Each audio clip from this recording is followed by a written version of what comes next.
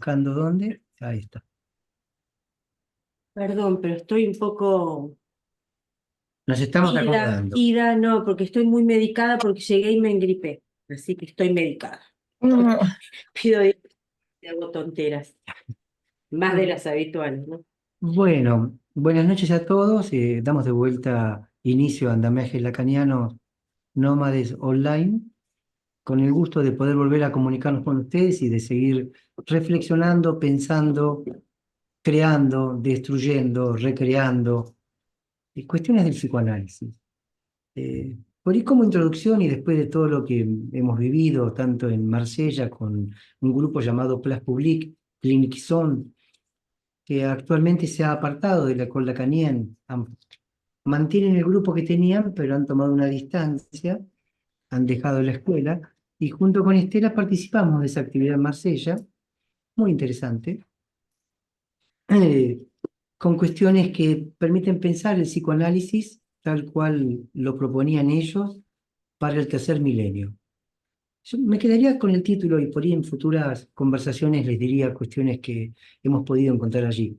Pero es interesante realmente pensar un psicoanálisis para el nuevo siglo, porque no podemos seguir sosteniendo un psicoanálisis de modé que funcionó con cierto agenciamiento o si se quiere con cierta subjetividad epocal y que claro que era operativo para ese momento y claro que tuvo sus efectos y por supuesto que eso provocó que sigamos leyendo, que sigamos investigando, abriendo, sobre todo abriendo posibilidades. Pero claro, la propuesta de un psicoanálisis para un nuevo milenio es también entender el enorme cambio que en la sociedad estamos observando, desde la inteligencia artificial que se va cada vez metiendo más en nuestras vidas, a cuestiones tan simples como que el cuerpo va quedando de un costado y la virtualidad va tomando cada vez mayor fuerza, mayor preeminencia, y es algo que también está afectando nuestra práctica. Yo entiendo, creo que Lacan decía que uno no puede dejar de lado el horizonte de la época en la cual uno está ejerciendo. Y es cierto, hay cambios, y cambios que son cada vez más rápidos, que están, que los observamos y que va a afectar nuestras prácticas. De hecho, esto que estamos haciendo, de estar conectados, y acá ya tenemos un micrófono, un parlante, y vamos cada vez poniendo más tecnología, es porque la misma fuerza de la época nos lleva. Seguramente si conversáramos a corazón abierto con ustedes, sus propias prácticas de cada uno de ustedes se vieron modificadas por estos avances. Hoy en día, al menos en lo que es mi consultorio, mi clínica de todos los días, muchos pacientes son virtuales. Eh, y hay efectos y se producen cuestiones que no podemos decir esto no sirve, porque vemos que hay efectos. Después podremos debatir si el efecto presencial es diferente del efecto virtual, pero en concreto y grosso modo, hoy en día hay mucha atención que es virtual y esto es un cambio. Y quizás vendrán más cambios. Ahora, ¿cómo podemos tensar un psicoanálisis pensado por Freud en el año 1900 y trasladarlo al año 2024? A mí me da la impresión que lo que hacemos acá en Andamiajes, pero también ahí, por ejemplo en Marsella, donde se cruza un poco Félix Guattari, la teoría de Guattari, junto a la de Lacan y a la de Freud, intentan, no sé si decir modernizar, porque no es por ahí la idea que tengo, pero al tensar eh, ciertas articulaciones válidas para una época, necesariamente obliga a una reformulación. Todo cuanto hemos venido trabajando nosotros, eh, Vincent Desprez,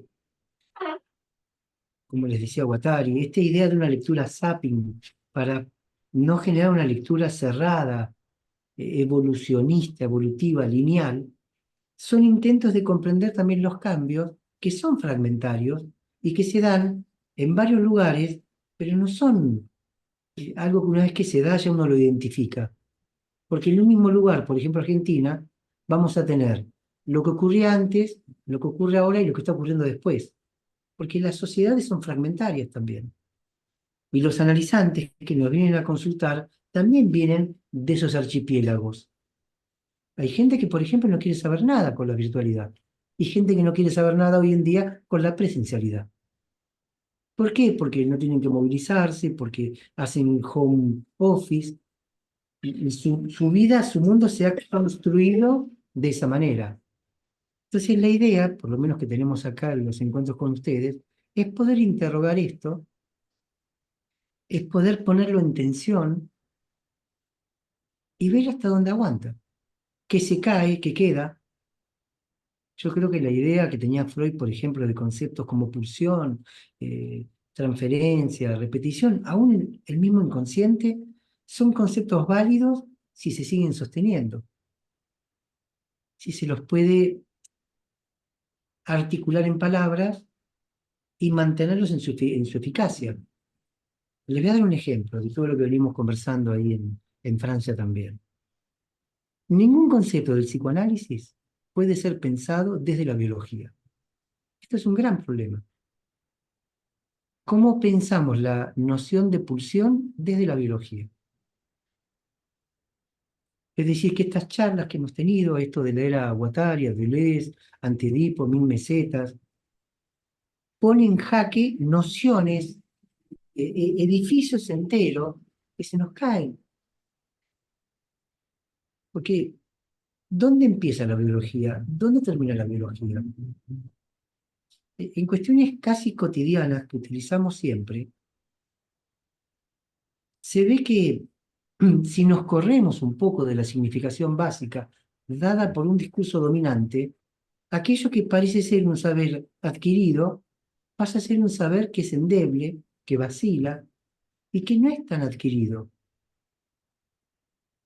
Si lo sacamos del insectario y le damos vida, eso que aprendimos como un cuerpo muerto, cuando es un cuerpo vivo, cambia todas las cualidades y características aún descriptivas. ¿Qué hacemos con el psicoanálisis? ¿Lo dejamos en el insectario y lo miramos muerto o lo ponemos nuevamente en la vida? Y entonces comienza a mutar y a cambiar. Vuelvo, y me gustaría luego tener este diálogo con ustedes. ¿Puede pensarse algún concepto del psicoanálisis desde la biología? Y qué gran problema si decimos que no, porque entonces el ser humano, lo que planteamos, los seres, son humanos o estamos en una dimensión no humana. Esto que se decía antes, humano demasiado humano, estaríamos entrando en una dimensión cada vez menos humana. Por dar un ejemplo de pulsión, el objeto pequeño a puede ser pensado desde la biología. ¿Qué es? ¿Dónde está? ¿Cómo es? ¿En qué lugar lo podemos avistar? Conclusión, nada del humano entonces puede ser natural, todo es artificial, todo es una construcción. Recuerden cuando veíamos el texto de Eduardo Kohn, quien planteaba que los árboles pensaban. ¿Cómo piensan los árboles? Los bosques. Esa semiosis viviente. Esa vida. Es el agua, son las piedras. Retomo la idea del inconsciente. ¿Dónde empieza el inconsciente como concepto? ¿Dónde termina? ¿Es una ontología? ¿Es un ser? ¿Es un ente? ¿Y qué es lo que me importa de esta charla que les doy? Y que, insisto, espero tener algún tipo de devolución junto a ustedes. ¿Por qué damos por sentado un montón de conceptos como validados, incuestionables, pero que cuando uno se pone a conversar no son tan fáciles de sostener, salvo que lo hagamos de memoria, salvo que aceptemos que los conceptos son esos y no pueden ser otros? Bio, vida, logía, tratado de la vida, todo aquello que se reproduce pertenece a la biología. Ok, pero eso es una arbitrariedad. Eso es algo que de repente se pone y se lo da por válido. Pero sería de esta forma. Gran parte del psicoanálisis pensado por Lacan, obviamente después de hacer una construcción de principio a fin de la vida de Lacan, ubicaríamos el objeto pequeño a como su gran invención. Objeto pequeño a, causa de deseo. Este es otro debate, no los quiero aburrir, pero este es otro debate también. Ahora, ese objeto pequeño a no es un objeto, por lo menos no es del mundo, si entendemos el mundo como una realidad sensible, percibible. Sin embargo, tiene efectos. Ahora, miren ustedes la potencia. Lacan lo ubica en el lugar de la gente, en el discurso del psicoanálisis, hace caer el significante amo en el lugar del producto, dice que es el reverso del discurso del amo, entonces propone una apertura enorme Lacan al construir este matema. ¿Qué quiere decir que cae el significante amo? ¿Quiere decir que nos vamos de la cultura? ¿Quiere decir que nos volvemos locos? ¿Quiere decir que hay otras maneras de comunicación? ¿Quiere decir que podría haber otras vidas vivibles posibles, otros lazos a construir? Es tan importante esa noción como la noción de Freud de lo inconsciente. ¿Hasta dónde abre la noción de Freud llamada inconsciente? ¿Qué tipo de seres nos conduce, nos provoca? ¿Qué clase qué somos? Hay un capítulo de un libro de Alush que se llama El sexo del amo. Uno de los capítulos es ¿soy alguien o qué? ¿Soy alguien o qué? ¿Qué soy? ¿Alguien o soy algo? No nos pensamos como siendo algo, nos pensamos como siendo alguien, pero también somos algo. Si ponen ustedes ahí como elemento articulador del objeto pequeño a, que figura también en los matemas en otros lugares, pero no en lugar de la gente, quiere decir que somos tanto humanos como no humanos. Quiere decir que somos tanto humanos como animales. Significa que hay un devenir con los animales, con las cosas, y esto ya abre a dimensiones absolutamente, no sé, imposibles quizás de pensar. Qué loco lo que estoy diciendo, qué delirio. Pero ¿acaso lo inconsciente no es aquello que es imposible de pensarse? ¿No decimos que lo inconsciente apunta hacia lo real, donde justamente aquello que se piensa no puede ser pensado? ¿No retomamos de Freud y lo repetimos como loros, que es un saber no sabido? ¿Pero qué quiere decir un saber no sabido? Un saber sin sujeto. Trato de desmontar y luego volver a armar. Eh, Un saber sin sujeto está muy cerca de la semiosis viviente. ¿Cuál es el sujeto de la semiosis viviente? Que planteaba, por ejemplo, Peirce, retomado por Kohn. Bueno, pero ¿por qué interesa esto? Yo no pierdo de vista, y espero que ustedes tampoco, que antes que nada somos clínicos. Cuando digo clínicos, para no entrar en el debate, gente que escucha gente. Gente que, como dice Lacan, con oferta hemos creado demanda. Y que mucha gente golpea los consultorios pensando, demandando, sufriendo. Y vienen a contarnos sus locuras, sus sufrimientos. ¿Desde qué lugar lo vamos a escuchar? Este es el punto para mí importante. Desde un lugar humano, demasiado humano, o desde un lugar donde la apertura es tan grande que nada de lo que diga es un delirio, porque es una invitación, un psicoanálisis, en cierta forma, a delirar. Y de hecho, cuando alguien se siente autorizado a delirar, se abre y cuenta sus delirios, desde sus trapitos sucios a las cosas que cree que no puede contarle a nadie porque va a ser tomado por loco. Entonces, sacar el psicoanálisis de esa biología, sacar el psicoanálisis del lugar de la ciencia, ubicarlo en un lugar de margen, heterotópico por fuera, es lo que le da la posibilidad al psicoanálisis de esa escucha tan particular. Por eso vuelvo al tema del discurso del analista, motorizado por un objeto que no puede ser pensado en términos ni biológicos, ni sociales, ni sociológicos,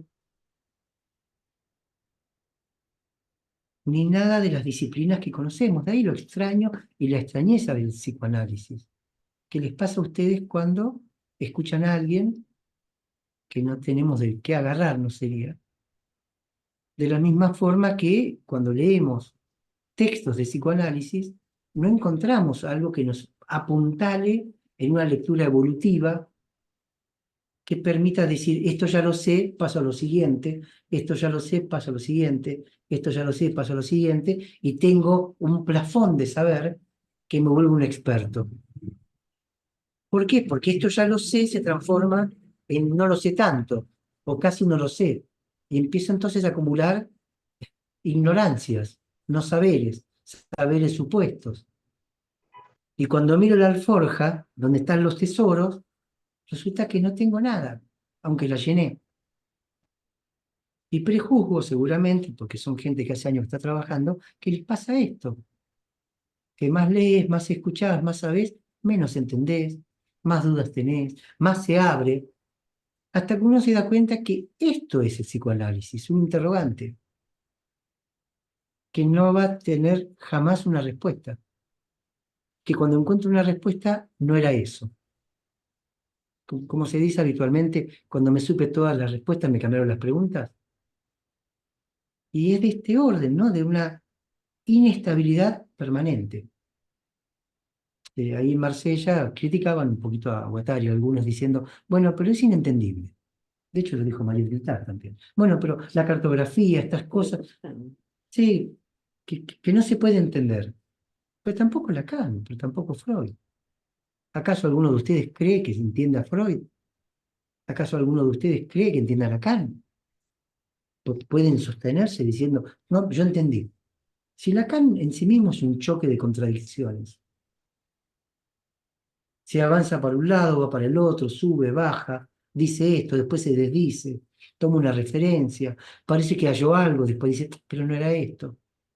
Empieza con la idea de inconsciente, luego habla de un vedú, le da todo un giro. Después, me acuerdo haber traducido un texto de Miller que se publicó en Artefactos, uno de los primeros artefactos, que se llamaba Lacan Killer Serial, Lacan Matador Serial, y donde Miller decía que al final de su vida Lacan destruyó todo lo que había construido. Que por otro lado esa suerte de arte destructivo es a donde uno llega, ¿no? A un lugar en que dice, ¿y todo esto qué hago? Lo rompo todo. Tal como un chico cuando hace pacientemente un castillo de arena durante horas y después lo pisa todo. Bueno, esta es la teoría, son restos, son fragmentos, cosas que nos quedan que nos permiten pensar. Por eso es que uno vuelve inconsciente, pulsión, transferencia, repetición. Pero después de ciertas lecturas, eso que uno lee vuelve a tener como una nueva vida. Como si el psicoanálisis fuera un gato y tuviera 7 vidas. Quizás vamos por la segunda vida del psicoanálisis. Todavía hay 5 vidas más por recorrer, descubrir y producir. Una de las objeciones que me hicieron en París, en la actividad, es respecto del objeto A como causa de deseo y la noción de Guattari que ustedes conocen, que al deseo no le falta nada. Entonces, claro, ahí que hay como un choque de paradigmas. Por un lado, un deseo en falta, donde el mismo objeto pequeño A causa ese deseo. De hecho, un participante de la actividad, del andamiaje lacaniano hecho en París, dice, bueno, se desea lo que no se tiene. Y estuvo muy astuto Carlos Segovia que dice, bueno, pero también se puede desear lo que se tiene. No por tener, ese deseo deja de ser, o ese objeto deja de ser deseable. Pero les confieso que me parece una objeción importante, que me dio vueltas en la cabeza durante mucho tiempo. ¿En qué quedamos? ¿El deseo es positividad o el deseo tiene una falta justamente hace que pueda avanzar como tal. Bueno, transitoriamente lo resolví de esta manera. Si bien el objeto pequeño a es causa de deseo, y esto es lo que uno puede leer en Lacan con alguna claridad, transitoriamente como decía, pero eso no quiere decir que el objeto pequeño a crea el deseo. Que sea causa de deseo no es igual a que sea el origen del deseo. Que sea causa del deseo quiere decir que lo encausa, que lo presenta de alguna manera. Quizás, si me permiten, lo libera de la cárcel del capitalismo. Porque el capitalismo es un especialista en esto. Sabe que hay un deseo, pero que es un deseo que atenta contra el propio motor capitalista. Necesita que haya faltas. De tal manera que entonces no hay tanta contradicción. El deseo siempre fue y será una positividad que, modelizado por el sistema capitalista, queda por debajo y escondido, enajenado respecto de la conciencia. Y el objeto A, cuando se produce por intervención analítica, lo vuelve a activar. De allí la subversión del psicoanálisis. Y de allí que el, el discurso del analista sea el reverso del discurso del amo, y de allí que en el lugar del producto aparezca el S1, significante amo, casi como liberando al sujeto. Síntesis, ya después leemos para no aburrirlo. Esa es la operación analítica por excelencia. Es una operación de libertad respecto de las modelizaciones imperantes, donde lo que hay es demanda, pero no deseo. Donde lo que hay es demanda, pero no deseo, que es muy diferente como registro. Antiguamente se decía que el registro neurótico es el de la demanda, no el del deseo, que la inscripción neurótica del fantasma es sujeto a los años de demanda, y ahí queda aprisionado en un sin salida, demandando presencias, demandando amor, demandando lo que no se obtiene. Muy distinto es pensar que la aparición del objeto A causa de vuelta al deseo que ya estaba, pero enajenado por otro lado, y entonces sí lo vuelve a reconectar. Y ahí nos salimos de la contradicción en la cual uno dice, bueno, esto es psicoanálisis, esto es esquizoanálisis, que a mí no me gusta pensarlo así. Me parece que se pierde, me parece que perdemos una posibilidad de poder pensar, porque entonces nos volvemos especialistas, o en psicoanálisis o en esquizoanálisis. En cambio, de esta forma, en esta vecindad, como si fuera pierna izquierda y pierna derecha, esquizoanálisis, psicoanálisis, y empieza a marchar. Uno potencia al otro, que potencia al otro. Incluso más uno podría decir, eh, antes de ser pierna izquierda o pierna derecha, una pierna es pierna, después es la izquierda o derecha. Antes de ser esquizoanálisis o análisis espiritual, como diría Luz, o psicoanálisis, y primero es análisis, es inconsciente. Aparece por ese lado. Esta es la experiencia que hacemos cada vez que alguien viene a hablar. Y por eso hay un momento de un análisis en que hay como una confesión, en que hay como una apertura, no ajena al temor y a la angustia. Entonces, síntesis, ahora pasamos a leer algo que preparé para hoy. Esa contradicción entre un deseo que sería en falta y que el objeto A, causante de esa falta, lo encausa, lo, lo pone en movimiento, pero no lo crea. Porque el deseo, y acá sí somos lacanianos, es el deseo del otro, del gran otro. Pongan los bosques si quieren ahí en el gran otro, pongan lo inconsciente. Es que lo inconsciente es el discurso del otro, con mayúsculas. Otra noción que para nada es biológica. Es decir, que hay una singularidad tomada por la biología, por tomar algún tipo de referente aquí, tomaría la idea del iceberg de Freud, donde lo que se ve es mínimo respecto de lo que no se ve. Entonces hay sujetos, en el sentido lacaniano, o singularidades, que construyen individualidades, si me permiten, palabra que a veces tiene mala prensa, transitorias, que son regidas por ciertas coordenadas biológicas de reproducción, de vida y de muerte, en ese, ¿cómo decir? En esa burbuja donde se está, donde estamos. No estoy muy alejado de lo que Lacan dice en Lanzhou, ¿eh? Somos burbujas, bolas, pelotas. En esa burbuja, transitoriamente, el yo responde a eso. Pero a partir del invento de Freud, el yo se pierde en lo inconsciente.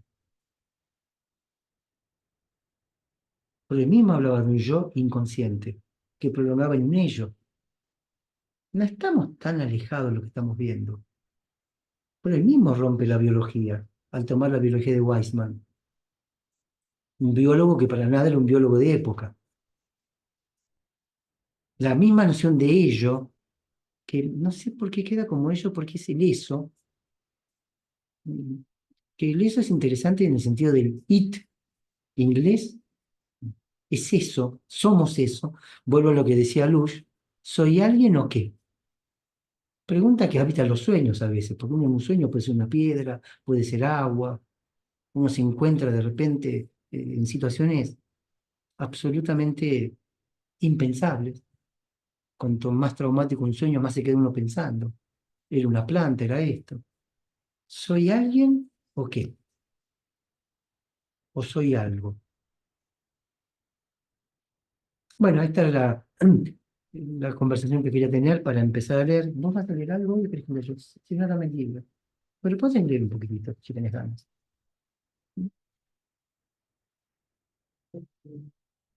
Lo que vamos a trabajar es del libro ¿Qué es la ecosofía? Caosmosis hacia una nueva sensibilidad. Si no, me lo leer en castellano. Y este es algo hemos visto ya. Es una entrevista que le hacen a Guattari en ocasión de un viaje que hace a Japón. Y que me parece muy interesante para poder pensar estas cosas que acabamos de charlar recién, entre otras, ¿no? Eh, quien hace las preguntas, en la edición castellana, sí, pero quiero volver a eso.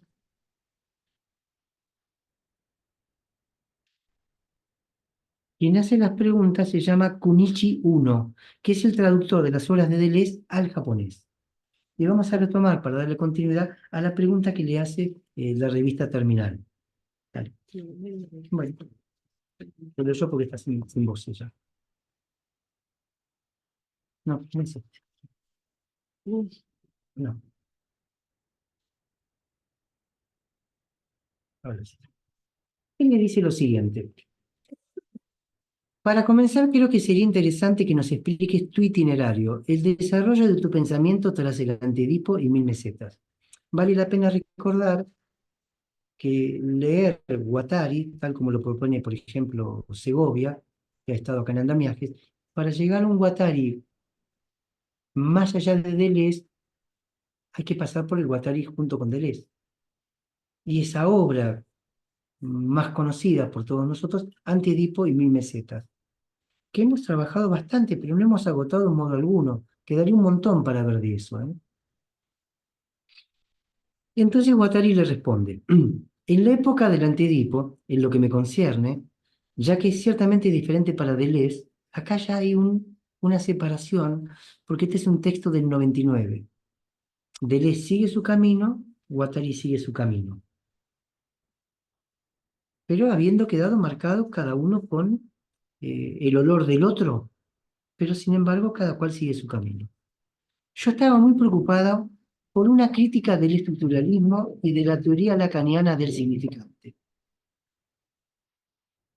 Me quiero detener en esto porque me parece que es lo que estábamos hablando. Yo estaba muy preocupado por una crítica del estructuralismo y de la teoría lacaniana del significante, que me parecía que era un sistema reduccionista que tenía efectos en el campo del psicoanálisis, de la práctica psiquiátrica, pero también en el campo social a todos los niveles. Volvemos. Se trata entonces que Guattari observa que hay un sistema reduccionista. ¿Qué quiere decir un sistema reduccionista? Que compacta, que lleva todo a al nivel de una explicación, ¿cómo podríamos decir? De, de cierta simpleza, reduciendo el caos, reduciendo la complejidad. Achicar, comprender, llevarlo a uno. Y eso es contrario a lo que el psicoanálisis propone, que es abrir. Lisis, psicoanálisis, apertura, como las sesiones. Me acuerdo cuando comencé, hace un tiempo, ahorita decían, bueno, antes de terminar la sesión hay que hacer un cierre con la sesión. Con la buena forma, hay que darle un cierre antes de hacer, no dejar al paciente angustiado. Bueno, yo no digo angustiar ex profeso, pero la síntesis la tiene que hacer el paciente. Porque tiene que volver a su burbuja, tiene que volver a su identidad, tiene que volver a esa marca que lo nomina como Eduardo, como Silvia, como Estela, como Alicia. Porque es la forma en que en esta sociedad podemos transitar. Pero si hacemos una reducción a un sistema que ya de por sí reduce, haríamos una reducción de la reducción. ¿Cómo podría el deseo allí anclar? Seríamos todos calquitos. Bueno, según Guattari, la teoría lacaniana del significante hace esta reducción. Me parecía muy importante construir una comprensión de los estratos de toda naturaleza con sus relaciones específicas de expresión y entre dichos estratos una transversalidad maquínica de régimen de máquina abstracta. Esto que parece dificilísimo, o a mí me lo parece dificilísimo puesto así, es todo lo que venimos diciendo recién. Una transversalidad maquímica, un film maquímico, no biológico, por lo menos en el sentido que le damos a la biología, el estudio de los seres vivos, el estudio de lo vivo en cada ser. La noción de semiosis viviente es tan pero tan abarcativa que no se puede aplicar a un ser. Hay lo vivo que vive en determinadas singularidades. Y les digo esto porque esa es la biología que cita Freud en Más allá del principio de placer, cuando habla del biólogo Weissman, para quien somos vividos por fuerzas, ¿cómo decirlo?, que viven en nosotros. Como si en vez de decir yo vivo, yo dijera vive la vida en mí. Soy vivido por una vida. No está muy alejado de la noción de sujeto en Lacan, porque la noción de sujeto en Lacan es pasiva, sujetado a algo que me despierta, sujetado a algo que me arrastra, que me hace ir.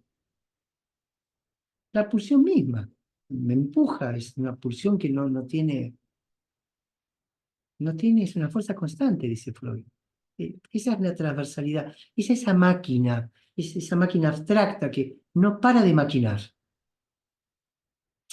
A mí a veces me parece que quienes pescan muy bien esto, además del paranoico, bueno, estoy haciendo patología que no quiero, pero eso que se llamaba neurosis obsesiva, no puedo dejar de pensar, esa máquina permanente, horrorizado porque no puede parar. Les habrá pasado de pacientes que llegan diciendo, no puedo parar de pensar, quiero parar el mundo, me quiero bajar. Entonces, esa positividad, esa fuerza constante que hace que uno siente que está vivo, pero que hay algo en uno que vive en uno, que me arrastra, que también podría angustiar esta sensación. De alguna forma, cuando Lacan trabaja el mito del hombreleta, con la libido, que también se viviría como una fuerza, es esto que empuja, que empuja y que empuja.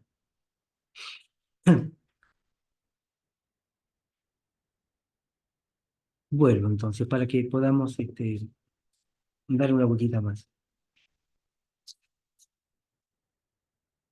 Me parecía muy importante construir una comprensión de los estratos de toda naturaleza con sus relaciones específicas de expresión y entre dichos estratos una transversalidad maquímica de régimen de máquina abstracta La noción de máquina no es mecánica, no es que hay rulemanes. La noción de máquina es algo que se mueve sin necesidad de rulemanes. Esa sensación de máquina, cuando uno dice estoy maquinando, que permite dar cuenta de ello, y eso de forma inmanente, antes que posicionar una representación trascendente con el significante, con el primado del lenguaje. Este es el punto de discusión entre Guattari y Lacan. Yo no sé si Lacan le respondía a Guattari, creo que igual Lacan estaba al tanto de Guattari porque Guattari era paciente de él. Por ende, Lacan no estaba por fuera de lo que estaban haciendo junto con Deleuze. Si bien parece ser que Guattari le retaseaba información a Lacan. Pero acá hay una lucha con la idea del lenguaje.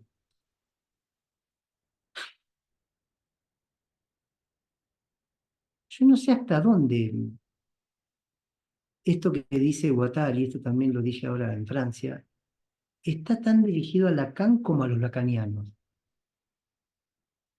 Más bien yo apostaría a que está dirigido a los lacanianos. Ustedes podrán decirme quiénes son los lacanianos. Somos todos lacanianos, como alguna vez dijo Miller. Yo soy lacaniano, ustedes son lacanianos. École lacanienne de psicanálisis. Me parece que hay cierto lacanismo que había hecho de la teoría del lenguaje una especie de bandera. Lo inconsciente es estructurado como un lenguaje. En la lectura que yo hago de Lacan, yo creo que Lacan se corre del lenguaje. Y creo que la noción de significante no es una noción lingüística. Y para dar una prueba, mismo Lacan dice, es lingüisteria. Yo no hago lingüística. Pero también convengamos que utiliza esos términos extraídos de la lingüística y a veces es muy difícil sacar la, ¿cómo decir? Lo que queda pegoteado. Entonces, una cosa es lo que Lacan esté pensando y otra cosa es aquel que lo escucha Lacan, con esas coordenadas va como abrochando. Entonces, realmente parece una teoría de la palabra, la preeminencia de la palabra. Hay que hablar. Yo no sé si hablar arregla mucho las cosas. La idea de significante en Lacan, en mi entender, es para romper justamente la idea de la representación, que representa algo para alguien, cuando el significante representa un sujeto para otro significante y no para alguien. Entonces, al representar, que igual es problemático lo que digo, lo que dice Lacan es problemático, al representar ya no ante alguien, sino ante un nuevo significante, la misma representación no puede hacer punto fijo. Entonces, de alguna manera, Lacan destroza la representación.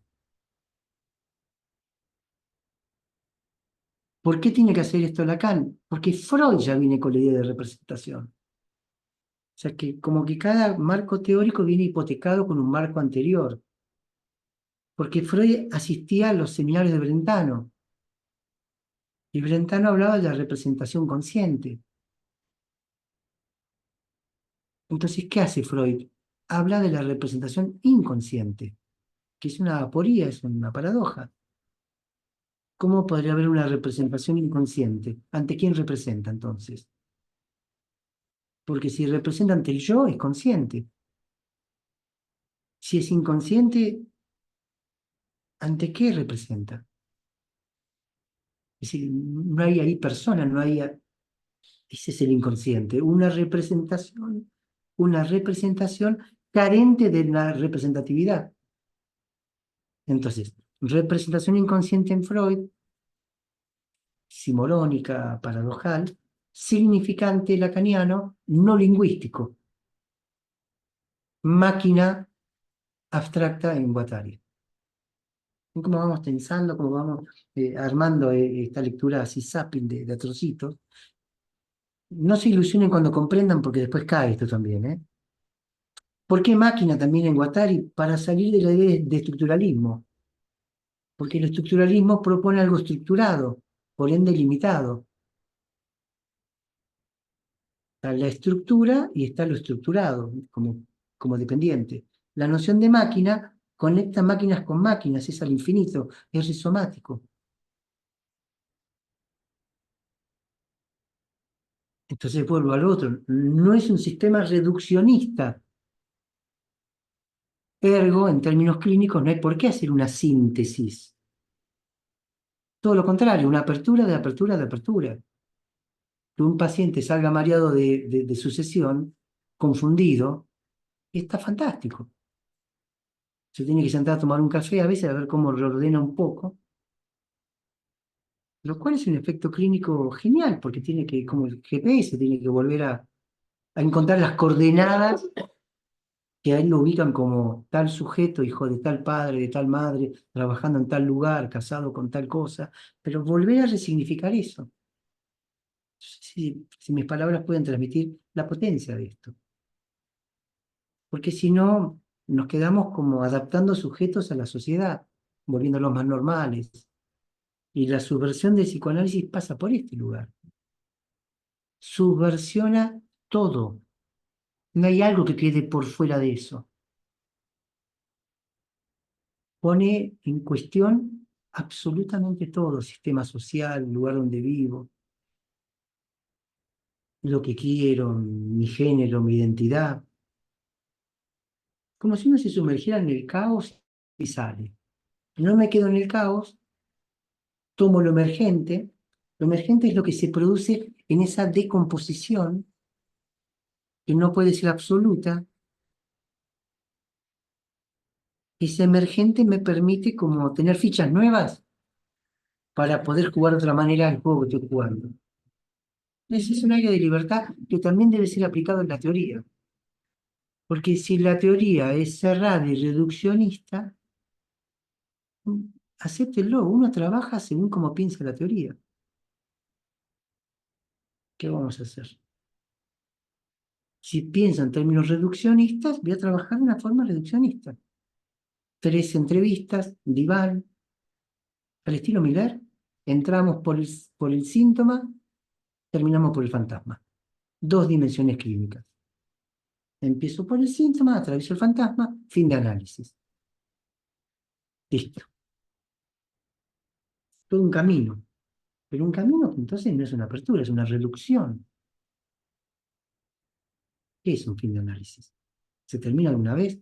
Si el mismo Freud en su propio artículo es contradictorio. Análisis terminable e interminable. Si quieren otra traducción, análisis finito e infinito. Las dos cosas. No termina nunca de terminar. De hecho, quienes nos analizamos sabemos que aún, en mi caso, muerto mentalista, sigo a veces pensando cosas que de golpe cobran algún efecto, entonces no terminé mi análisis. Es más, ahí donde tengo un efecto, lo empiezo. Entonces, ¿qué camino de línea recta? Bueno, un poco más y ya converso con ustedes. Eso es de cuando ustedes hacían el antiedipo. Guattari responde, el antiedipo en 1000 mesetas es una continuidad. Bueno, en algunos lugares intelectuales de Francia, en vez de llamarlo antiedipo en 1000 mesetas, lo llaman esquizofrenia, o sea, el subtítulo que tiene antiedipo, ¿cómo es el subtítulo que no me acuerdo? Capitalismo y esquizofrenia. Entonces, toman capitalismo y esquizofrenia, antiedipo, 1000 mesetas, porque la continuidad está allí justamente. Ustedes me dirán, pero ¿por qué metemos al capitalismo de nuevo acá? Porque es la red que, por lo menos en Occidente, más ha atrapado a los seres. Y no le estoy haciendo como una crítica, yo no quiero cambiar. Digo, entender que hay una subjetividad del capitalismo en adelante, que como la religión ha sabido leer muy bien el deseo para alienarlo. Sabe perfectamente producir objetos sustitutivos de una demanda infinita para mover ese sistema. Nadie como el capitalismo para entender la cuestión del deseo. Y para abortarlo, o si se quiere, esconderlo, inactivarlo. De allí que Lacan después tenga que construir un quinto discurso que lo va a llamar discurso del capitalismo, que pone en jaque la movilidad de los discursos. Como una especie de, imagínense algo que viene andando y se frena de golpe, como si quedara en pausa. Ahí me gusta más porque el deseo pausado, si aparece el objeto pequeño A, lo vuelve a encauzar, lo pone en causa nuevamente, lo vuelve a motorizar.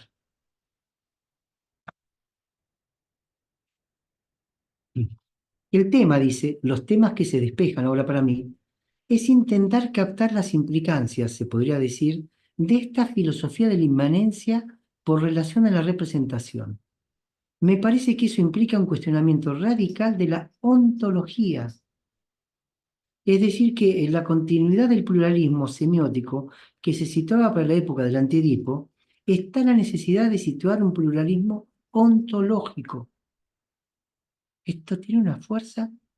No hay un ser de una vez y para siempre. No hay un ser de una vez y para siempre. Que atraviesa los entes. Hay producción ontológica a través de universos de referencia, a través de las prácticas sociales, analíticas, estéticas. Es esta dirección la que me lleva a una reflexión sobre las condiciones de posibilidad de una aproximación ontológica que no puede ser en absoluto una aproximación fenomenológica y que es necesariamente una aproximación metamodelizante. Con esto me voy a detener porque es muy... Guattari no propone un nuevo modelo, no propone una modelización que reemplace otra modelización. Eh, No propone una zapatilla más cómoda para los pies, propone una metamodelización, que es otra cosa. Es un atravesar, es un más allá. Quizás me van a entender con esto. Cuando Freud se da cuenta de esto, su proyecto de psicología para neurólogos empieza como a naufragar, porque no le alcanza la psicología. ¿Y qué hace Freud? Empieza a hablar en términos de metapsicología, ya no de psicología, sino de metapsicología. ¿Y dónde ubica Freud el psicoanálisis?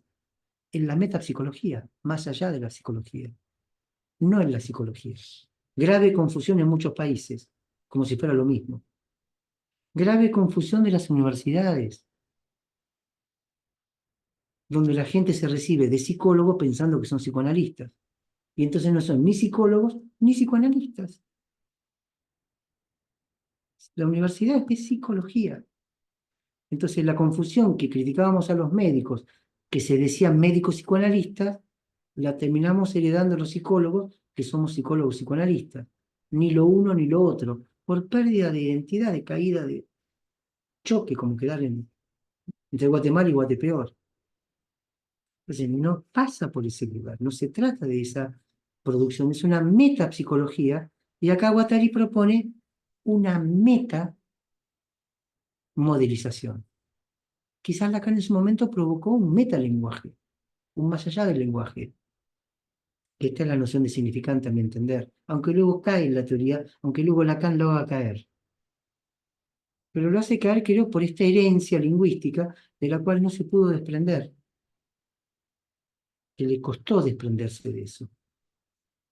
Pero también es verdad que uno construye con los ladrillos de época. No puedo pensar sino dentro de mi época. Es decir, que dentro de 100 años lo que estamos diciendo no va a tener ningún valor, tales como las válvulas de los televisores. ¿Para qué sirven hoy si no hay televisores con válvulas? Pero en su momento era la forma de ver televisión. Entonces se construye con las cosas de la época. Quizás algún espíritu avanzado pueda intuir algo que está por fuera de esto, pero no lo puede mostrar. Hay que esperar que llegue. Estamos limitados por nuestra propia época, es como si fuéramos en una ola en el mar y esta es nuestra ola, no la de atrás, no la de adelante. Entonces Lacan construye con estas cosas, Guattari con las de él. Guattari es bastante avanzada porque si bien la inteligencia artificial no estaba, ya pensaba en términos de ciertas cuestiones de ordenadores, de ciertas cuestiones donde él veía cómo avanzaba toda esta cuestión de inteligencia artificial. Inclusive hay un libro, que es una película que escribe Guattari, que se llama Weak, donde este universo infraquark es una inteligencia que está en lo más pequeño de las cosas, que se manifiesta perturbando el mundo. Este es Guattari, película que nunca se llegó a filmar. Va.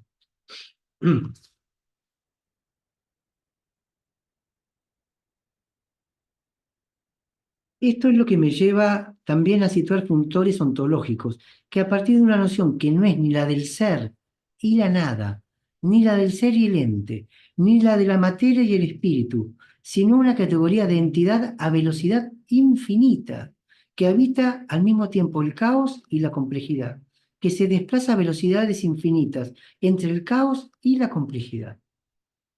Si ustedes leen ¿Qué es la filosofía?, donde Guattari y Deleuze, el último libro que escriben juntos, propone la construcción de conceptos, los conceptos son cosas que tienen velocidad, velocidades infinitas.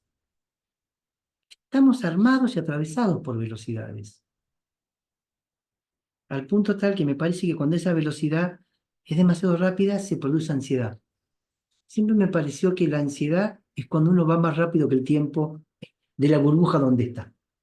Como si el ansioso estuviera en mañana, pero sus pies están puestos en el hoy. Entonces no puede juntar esas velocidades. Bueno, y lo último para hoy. Tú hablas de la ontología, es decir, que opones tu ontología a aquellas que ya existen, Spinoza, Duns Scotus o incluso Heidegger.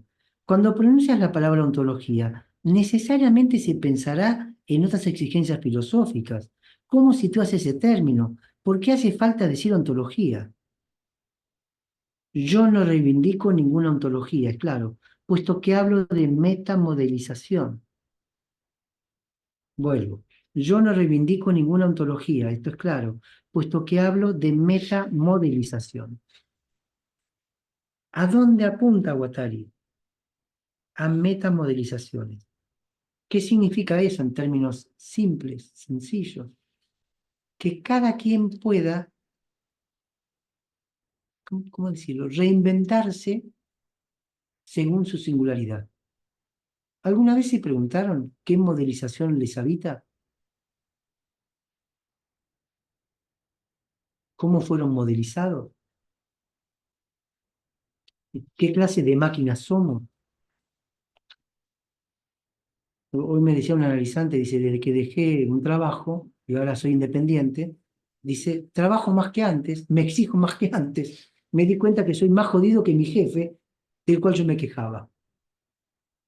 Con lo cual uno dice entonces, quejándose de un jefe en un trabajo, me libero de ser yo mi jefe, que puedo ser peor que el jefe del que me quejo. ¿Y por qué? Bueno, le pregunto por qué. Me dice, porque busco la perfección. ¿De dónde saca la idea de que la perfección existe? Ustedes tienen animales, gatos, perros, loros. ¿A qué animal se le ocurre que puede ser perfecto? Esa es una modelización. Es un dispositivo de poder que ha metido en uno la idea de que eso es posible. Esa es otra cosa que, y con esto me callo, ya no hablo más por hoy que hablé mucho. A mí me parece que el objeto A tiene una gran virtud. No sirve para nada. Y es genial que haya algo que no sirve para nada. Porque vivimos en un sistema donde todo tiene que servir para algo. De hecho, te van a preguntar, nos preguntan, ¿para qué sirve el psicoanálisis? Y tendríamos que responder, para nada, no sirve para nada. ¿Pero qué es inútil el psicoanálisis? Sí, desde el punto de vista del capitalismo, no sirve para nada. Es absolutamente inútil. Y en eso consiste justamente lo que puede dar el psicoanálisis, volvernos inútiles. Pero estamos tan modelizados que nadie dice de sí mismo que es inútil porque nos daría vergüenza decir que soy inútil. El objeto A es una inutilidad desde el punto de vista capitalista, tal como las máquinas que hacía Jean Tinguely al final del Antiedipo. Guattari y Deleuze citan a Jean Tinguely. Tinguely. Son máquinas que no sirven para nada. Entonces son máquinas acapitalistas, puesto que en el sistema de máquinas mecánicas del capitalismo, nadie se le puede ocurrir inventar una máquina que no sirva para algo. De hecho, el progreso es que se inventan cosas que sirven para algo. ¿Quién compraría una máquina que no sirve para nada? Bueno, Jean Tanguy hace máquinas que lo único que hacen es moverse. Y le preguntan a Tanguy, ¿estas máquinas que usted hace, para qué sirven? Para nada, dice, son máquinas inútiles, pero libres. Justamente porque no sirven para nada, son máquinas libres. Porque no se espera de ellas nada, ya que no sirven para nada. ¿Podremos llegar a decir que uno se baña en la inutilidad de un análisis? ¿Podremos llegar a decir que uno sale inútil de un análisis, pero que eso es justamente la libertad que el análisis puede brindar? Dejar de hacer lo que se espera de nosotros, que es fácil decirlo, pero no es tan fácil hacerlo. Dejar de hacer lo que se espera de nosotros para poder hacer nada. Qué libertad, ¿no? ¿Y para qué servir? Para nada. Esto lo habían preguntado alguna vez, creo que a Tosquelles. ¿Qué aprendió usted con la psiquiatría, con esto? Nada, dice. No aprendí nada. Así que, ¿cómo que no aprendió nada? No, no aprendí nada. ¿Por qué tendría que aprender algo? Bueno, porque usted estuvo entre los locos. No, dice, yo no aprendí nada. Es enigmática esa respuesta. ¿Por qué tenemos que servir para algo? La metamodelización sería la posibilidad, si se quiere, de servir para nada, salvo para lo que me parece que puedo servir. Y esto abre a una nueva, entonces, posibilidad existencial, que son los devenires, que hoy ya sería demasiado para lo que hablé, que son los devenires que permiten nuevos universos de referencia, que no es más ni menos que nuevas formas de estar en el mundo. Pero cuando alguien cambia mucho de cómo era y uno dice, che, lo desconozco cómo está. No, parece otro. Y sí. Bueno, yo dejo acá y quiero escucharlos a los que somos, a ver si podemos conversar un poquitito.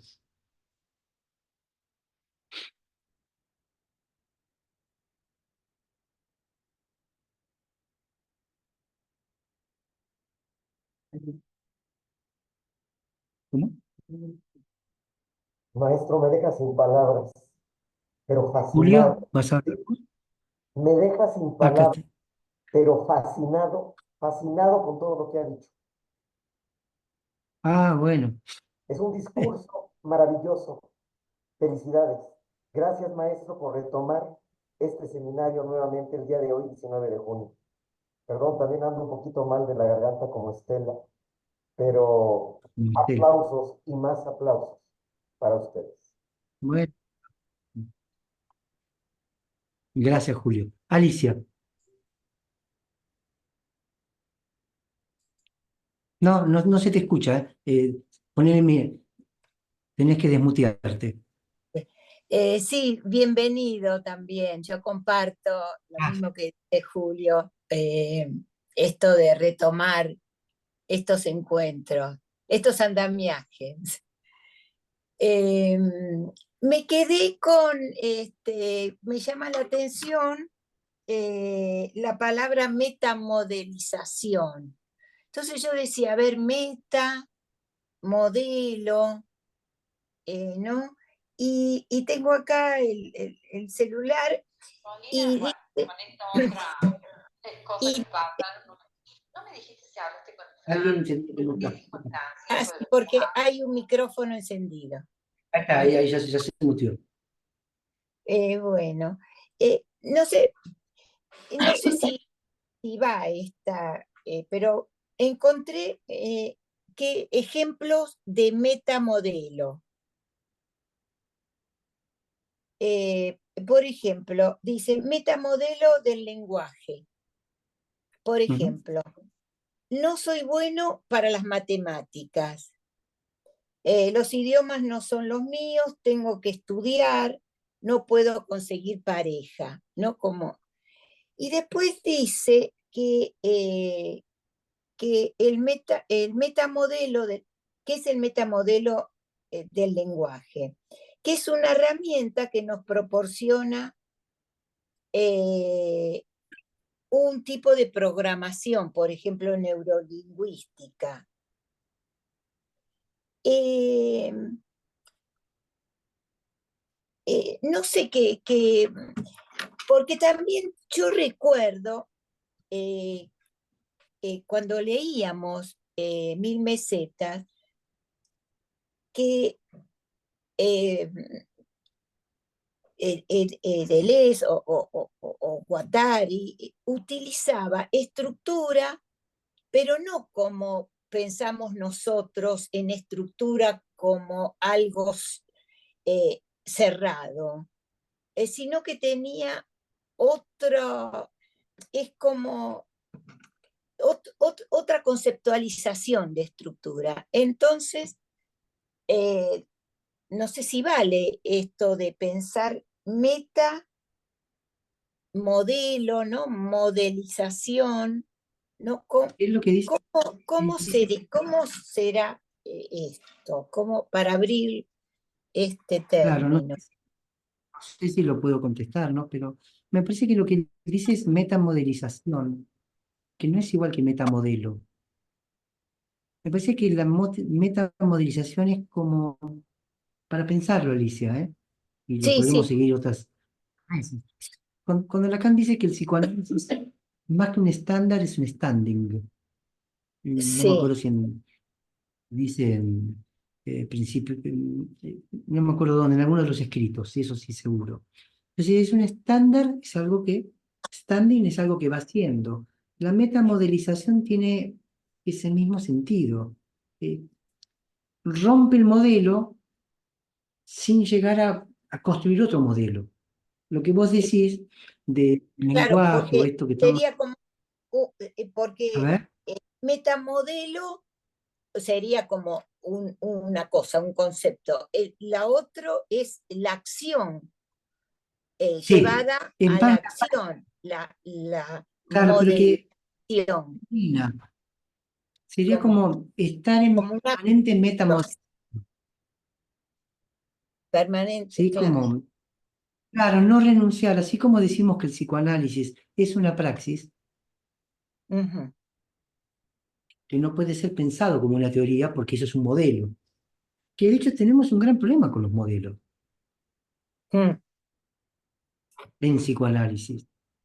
Claro, es un serio problema. Estoy preparando para febrero, que tenemos que volver a Francia, va a haber un coloquio sobre Alush, y voy a tomar el tema del duelo, que yo había escrito un libro sobre el duelo, porque realmente uno ve ahí a una Alush metamodelizando el duelo, rompiendo las coordenadas que hasta ese momento uno pensaba que era un duelo. Duelo y melancolía, tantos meses, sustitución de objeto. Y viene una luz a decir, no, ¿qué sustitución de objeto? Todo lo contrario. Dación de objeto, pérdida de objeto, entrega, lo que la luz llama ahí, tomando a que Samburu es gracioso sacrificio del duelo.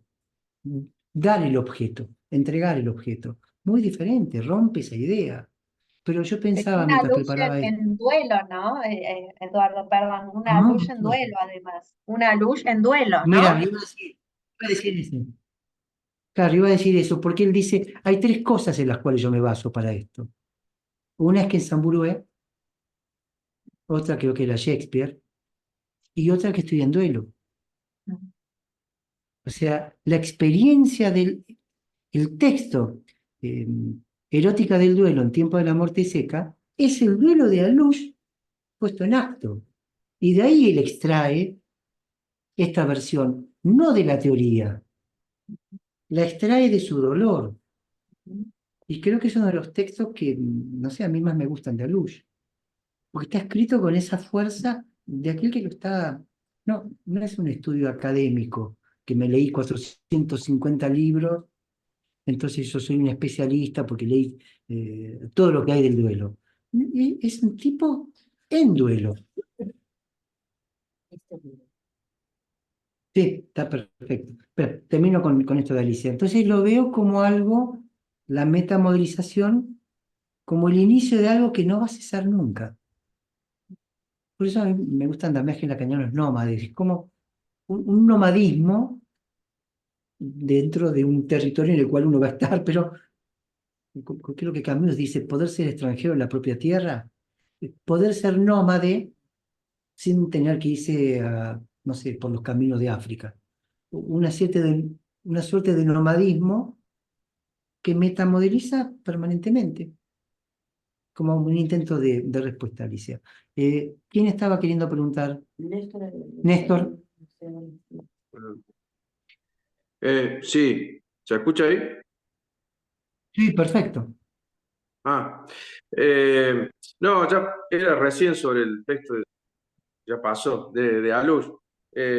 Vos dijiste sacrificio gracioso del duelo, y es gratuito en la edición, porque se publicó en la primera edición de Gracioso, y y después el Cuenco de Plata la edita como gratuito, en el sentido de gratis, de que no hay nada a cambio, pérdidas secas del duelo, ¿no? Sí, sí. Porque con la edición de la primera, que no, de Pell, creo acá, que yo la tengo un Es la de fotocopiado, decía la que yo gracioso, tengo. Ah, claro, y gracioso no terminaba de cuajar, y En después francés, en gratuito. francés claro, el término en francés, Néstor, también alude a una gratuidad, porque la gracia juega mucho con, viste, la gracia es gratuita, pero por ahí en Ahí está, castellano gracioso para sueño. claro, Son, son los problemas de los pasajes de lengua que me di cuenta que es insoluble la cuestión. Hay exacto, cosas sí. intraducibles. Y que además Por eso después se habría que ver publicó que... como gratuito, sí. No sabía, sí, Pero estaba al claro, tanto era de eso. esa. Sí. Así. Y no por controvertir, prefiero mantener gracioso, pero con esta acepción de la gracia, algo que se Mm, entrega, exacto. ¿sí? Pero no me parece que gratuito tampoco está bueno, digamos, ayuda a pensar, qué es Claro, lo que dijiste recién, una pérdida a secas. Me quedo a con esto seca. para otras veces. Lo vamos a juntar con el texto de Vincent Desprez, que da una vueltita más, que ya lo hemos hecho, Ujú. eh, en la salud de los muertos, porque ella toma luz. Y cuando yo les decía lo de la biología, pero entonces Alush está diciendo una relación erótica con la muerte, con el muerto. Es algo que está dentro de la cabeza de Alush, es algo que le está pasando. Y lo que decía Silvia, él está en duelo. Y de alguna forma nosotros estamos en duelo. Yo le decía a Melenot, que propone este coloquio, en 1995 aparece el texto del duelo y vamos a hacer un coloquio en 2025. ¿Cuántos años después? Y con una luz que no está. Que con Estela comentábamos, es la primera asamblea general que Alush no está. Y bueno, uno puede decir, che, está bien, todos nos morimos. Ok, pero entrás y lo buscás. De alguna manera estaba sin estar. Entonces esto que vos decís, claro, tiene que ser gratis, tiene que ser una pérdida seca para encontrar un final del duelo que no es un olvido del muerto, es el inicio de una relación erótica. Y vuelvo al objeto A como inicio del deseo, no como generador del deseo. Escucho si hay alguna otra pregunta.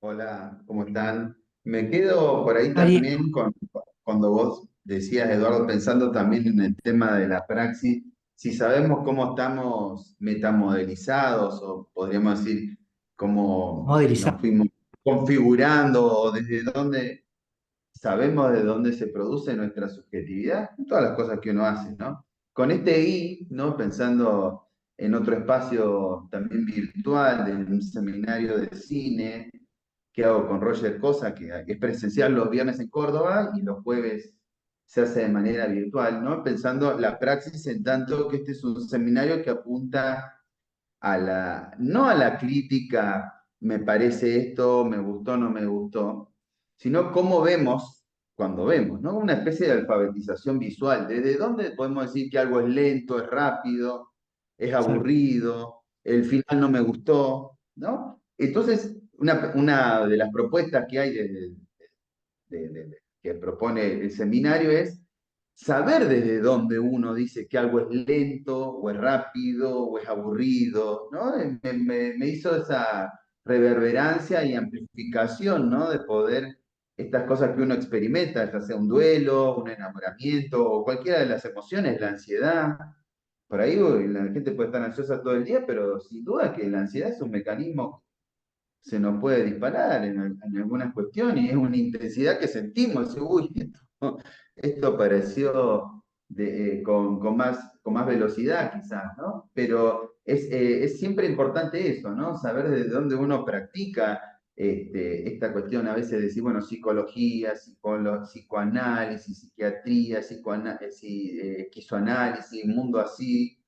Y parece que es ahí, ¿no? De y psicólogo, y psicoanálisis, una cosa te lleva a la otra, y después una práctica te hace que uno necesite otra teoría para tratar de intervenir, de abordar, de practicar, decir, che, esto no me sirve, ya el diván, no puedo meter el diván acá. Necesito quizás otras herramientas, otras maneras, otras estrategias, Mm. ¿no? Quizás para Es que, intervenir. Así Ariel, que bueno, esta es la pequeña intervención.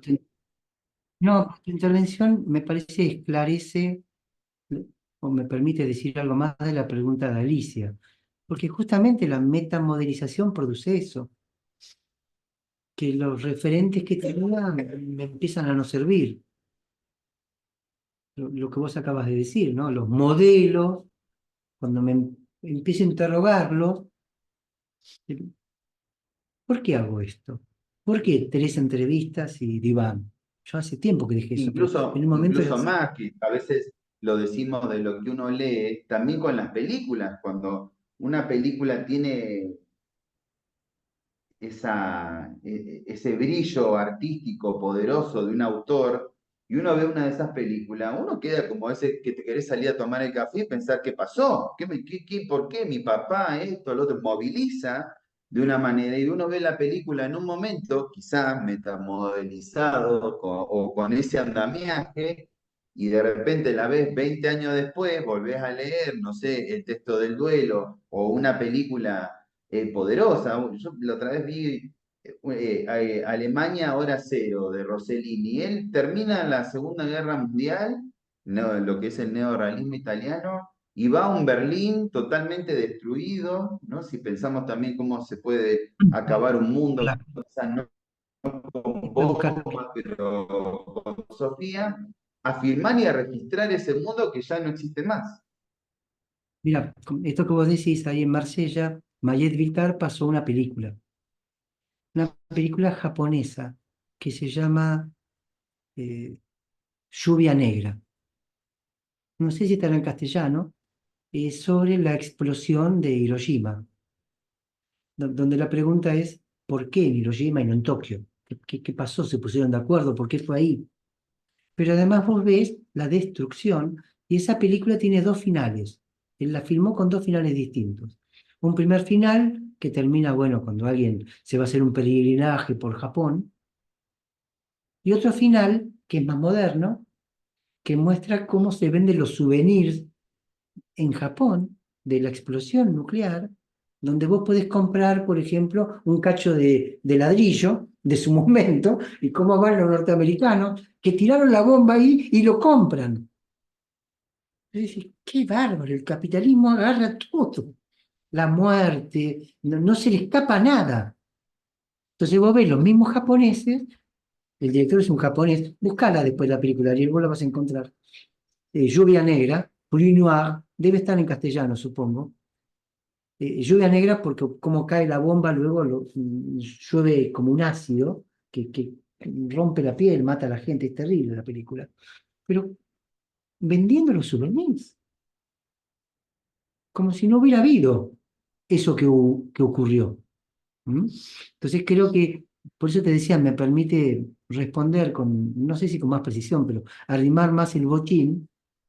Esa es la metamodelización. Que uno ve una película hoy, me pasó alguna vez, y la vuelvo a ver, sin ir más lejos, la de Buster Keaton, El Navegante, y me parece una obra de arte. Y hace 30 años atrás me aburría. Bueno, esa es la metamodelización. Omar, ¿tenés una pregunta? Sí, es breve, Eduardo. Esta cuestión el título de la actividad andamiajes lacanianos sería o apuestas a una metamodelización del analista de la actividad o del ejercicio analítico. ¿Qué pregunta me haces, Omar? Perdón, pero bueno, no estás obligado, bueno, a contestarla, pero se me No, te acaba de agradezco la ocurrir. pregunta. Creo que ¿Sabes no la por puedo responder. no, pero es que sabes por qué también? Porque pensaba, perdón, que este andamiaje también implica al analizante, al paciente, pero donde el andamiaje es el cuerpo o la escucha, la voz del analista. Porque si Me habla, conmueve lo perdón, porque si me hablas, toca. si se ha hablado, bueno, hemos hablado, has hablado de esta posibilidad de perdón, metamodelizar al paciente, al analizante, No lo quiero pues plantear en esos términos, Omar. No sería un objetivo metamodelizarlo, porque no, pero ocurriría porque sí, ocurre. viene de suyo en algunas ocasiones. Ok,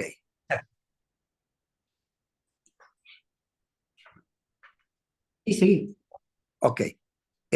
Bueno, pensaba en esto por aquello de que a veces en esta praxis nos asumimos para bien o para mal como algo muy académico, algo muy formado o concluido en cuanto a los estudios, en cuanto al saber, en cuanto a las intervenciones.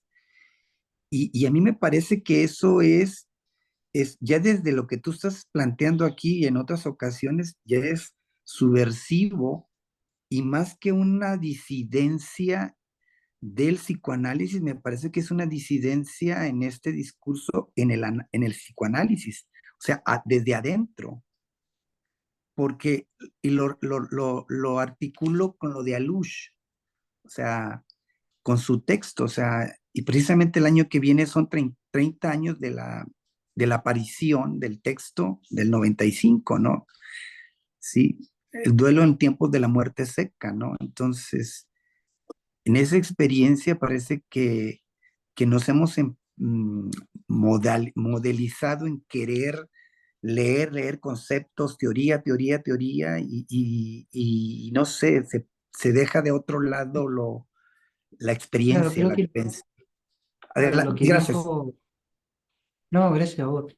Creo que lo que dijo Silvia toca el punto, ¿no? Eh, Alush está metamodelizándose él, como duelista, como alguien que ha perdido una hija, atravesado por ese horror que le toca vivir, y Claro. quizás agarrándose de la letra para no caer, yo no lo voy a interpretar a Alush de ninguna manera, pero produciendo eso, que él llama literatura gris, que tiene que ver con él, con lo que a él le pasa, donde pone sus cosas, un sueño. Pocas veces uno va a encontrar un analista que ponga un sueño propio. Él pone un sueño, lo escribe. Eh, Nosotros cuestionamos bastante a Lush en muchas cosas, porque a veces cuando tenés cerca a alguien, pero ninguno de nosotros puede decir que no ha sido tocado por Alush, de alguna manera. Aún para decir no, así no, eso no, ya estás tocado por él, por lo que produjo, por las cuestiones que estamos viendo teóricas. Yo no he encontrado en ningún otro autor esa lectura del duelo que él hace, tan particular, tan llena sacar del insectario la idea de el duelo y melancolía, donde de ese texto se desprendería que Freud no quiso hablar del duelo. Freud quiso esclarecer la melancolía. Lo que estaba en juego para Freud era la melancolía, no el duelo. Y quizás sea así, pero bueno, era una interpretación canónica, como dice Alush, que él en ese duelo metamodeliza y la sigue haciendo, porque nosotros hablamos de esto, pero en muchos lugares el duelo sigue siendo sustitución de objeto. Digámoslo. Bueno, les quiero leer algo muy chiquitito, después vamos a terminar porque estamos cansados. Esto nos lo regaló a Estela y a mí en Francia, Segovia, Carlos Segovia. Es una entrevista con Bella Molnar, que es una pintora que ganó un premio muy importante en París. Pero siempre lo que le quiero decir es lo siguiente. Ella dice, tengo el sentimiento que después de hacer, por en francés traducirlo, que después de mucho trabajo,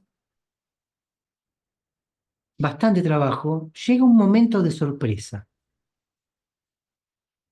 Constatamos entonces que alguna cosa pasó, como si uno está leyendo, haciendo cosas, por lo que recién me conmovió cuando Omar dijo esto, tantos años haciendo tal cosa, pero sin buscar que ocurra algo, haciéndolo. Dice, alguna cosa pasa, ocurre, un acontecimiento que satisface. Y quizás sea eso que uno busca siempre, y aún hoy en día, porque es una práctica experimental. Pintar es una práctica experimental, con ensayos y errores, haciendo un montón de variaciones, un montón de medidas, ensayando de comprender qué es lo que hacemos. Entonces, me encantó leer esto. Claro, uno se choca con que algo ocurrió, casi sin buscarlo. Cuando empezamos con andamiaje hace 30 años, calculo, no teníamos idea de que esto iba a ser hoy hablando con Omar, con Silvia, con los que estamos acá. Ocurrió, lo seguimos haciendo. Y si ustedes piensan en su práctica también, ocurre que escuchan gente y que están viendo de qué se agarran, porque uno está siempre muy cerquita de caer y de preguntarse qué hago, qué me autoriza a escuchar gente. El título lo cuelgo ahí, digo, mire, soy psicólogo, matrícula 12.655, pero eso no me autoriza. Pregunta que hacía Lacan, ¿no? ¿Qué me autoriza? ¿Qué nos autoriza? Bueno, se autoriza por sí mismo y ante los demás. Es todo un tema. Pero bueno, espero mantener esto abierto para que haya estas intervenciones. En Bueno, 15 y días nos quería volvemos decir, a... sí, Ah, dale, sí. para pensarlo, para dentro de 15 días, el momento de la sorpresa, el tema de la sorpresa, ¿no? Que marca. Y bueno, no, para decirlo medio rápido, Didi Bay nombraba en un libro, bueno, no me acuerdo ahora el nombre del libro, eh, el tema de la sorpresa. Y decía, bueno, como que el que se sorprende es el niño, y la sorpresa en los partidos de fútbol o en el partido de tenis, donde la pelota se escapa y uno la va a buscar donde no está, y la sorpresa, decía, del artista. Decía esa, Y la bueno, sorpresa del niño, y la sorpresa del juego, y bueno, es una cuestión interesante el tema de poder sorprenderse. Bueno, agrego a lo que decís, la sorpresa del analizante cuando alguna intervención buscada o no buscada de casualidad toca algo y que queda en sorpresa, ¿no? Que se ilumina transitoriamente algo. Donde son los cambios que se producen, son tantas sesiones por ir para un momento de sorpresa, que es lo que decía Philippe Julien. Hay que autorizarse a hacerle perder a alguien 20 años para que quizás algo cambie. 20 años yendo a su diván para que eureka, y a partir de allí un cambio. Bueno, nos veremos en 15. Vamos a incorporar a nuestra lectura acá Ósmosis. Si lo tienen, vayan leyéndolo. Texto de Félix Guattari, que nos va a permitir también abrir un poco más. Hasta la próxima. Gracias, Estela, que sigas mejor. Gracias, Eduardo. Un abrazo a ustedes, nos Bye, bye. vemos. Bye, bye. Chao, Bye, bye.